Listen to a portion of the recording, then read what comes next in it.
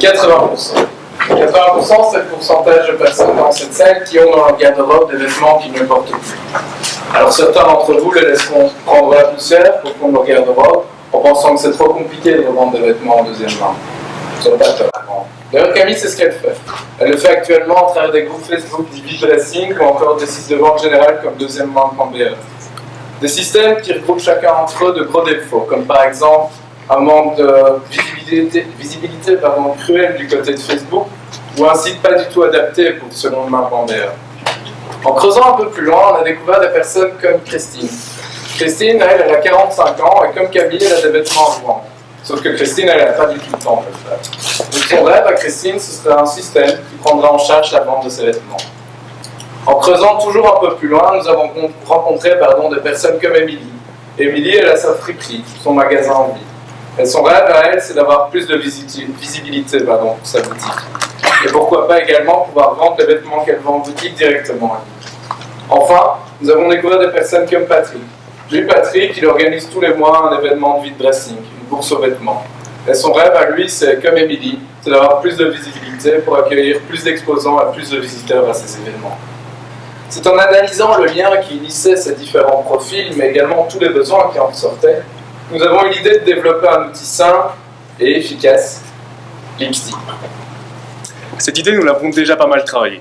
Nous sommes partis d'un premier prototype sur papier, puis rapidement un second, informatisé et plus complet, qui nous a permis de modéliser la navigabilité du site.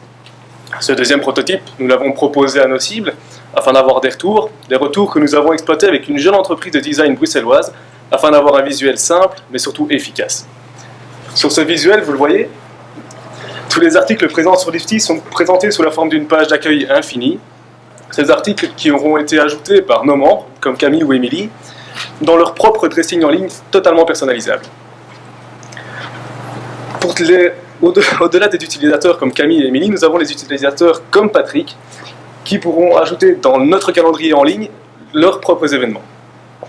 En plus de quoi, sur la page des événements, nous retrouverons donc bien entendu tous les détails de ces événements, la date, l'heure et l'adresse, mais aussi donc la possibilité de participer pour tous les autres utilisateurs en tant que vendeur ou acheteur. S'ils participent en tant que vendeurs, leurs articles se retrouveront sur la page de l'événement en dessous de ces informations. Alors pour rendre nos systèmes encore un peu plus efficaces, nous avons aussi développé une version mobile de notre site, donc il sera possible de le visiter sur nos smartphones ou tablettes. Et puis ensuite, nous avons un peu discuté avec de jeunes startups qui se lançaient aussi dans le web, et nous avons discerné un premier problème, qui était, si l'utilisateur ne trouve pas ce qu'il cherche sur notre site, il ne sera pas forcément amené à revenir. C'est pour ça que nous avons travaillé une fonction de rappel, qui dans notre cas est plutôt un système de demande, qui permettrait à tout un chacun d'être notifié et par email et sur le site, lorsqu'un article correspondant à certains critères serait mis en ligne. Tous ces points, nous l'espérons et nous en sommes quasiment convaincus, feront de Lipsti le rendez-vous pour tous les acteurs de vide dressing. Et tous ces acteurs seront rassemblés dans une grande communauté.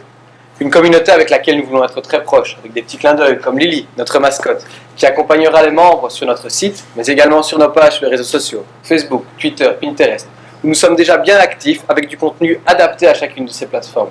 Pourquoi être déjà présent sur ces plateformes?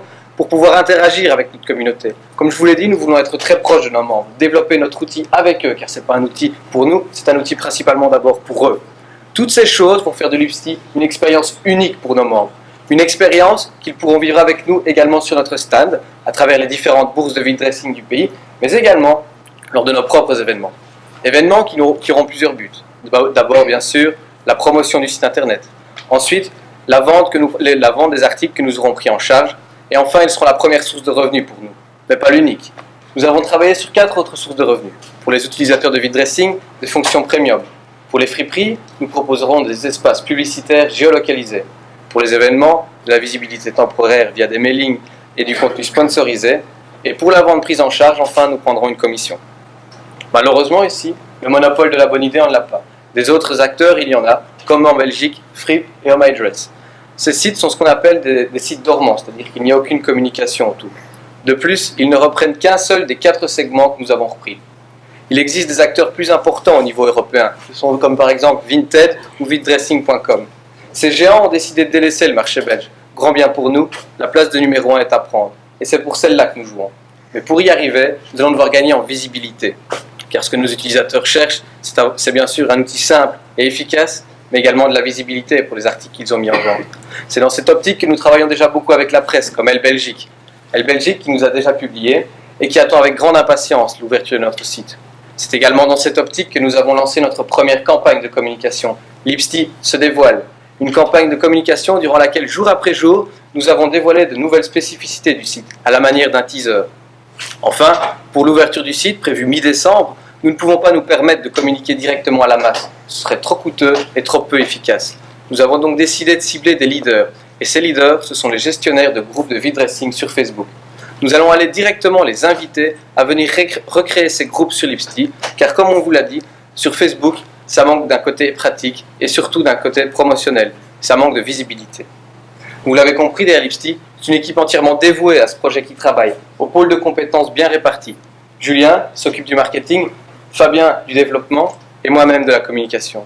Une équipe qui a fait de Lipsti son bébé. Ça fait bientôt maintenant 1 an que nous y travaillons. Nous avons travaillé à ce qu'il soit différent de ses concurrents et unique pour ses utilisateurs. Mais nous voulions plus, pardon. Nous voulions minimiser le risque. Et pour ce faire, il nous fallait nous diversifier cette fois. Nous avons donc lancé une étude de marché. Une étude de marché qui a mis le doigt sur plusieurs nouveaux segments, dont un en particulier. Un segment dans lequel un article peut être porté par 1, 2, 3, parfois 4 propriétaires.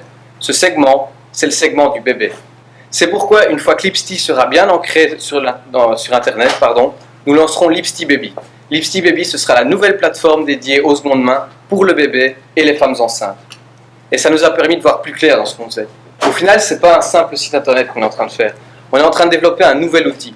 Un outil qui est complètement exportable, adaptable à tout type de marché, qui incarne la simplicité et l'efficacité, avec une équipe 100% dévouée qui travaille. Bref, notre nouvelle solution, c'est le nouvel outil pour le seconde main en Belgique. Merci de votre attention.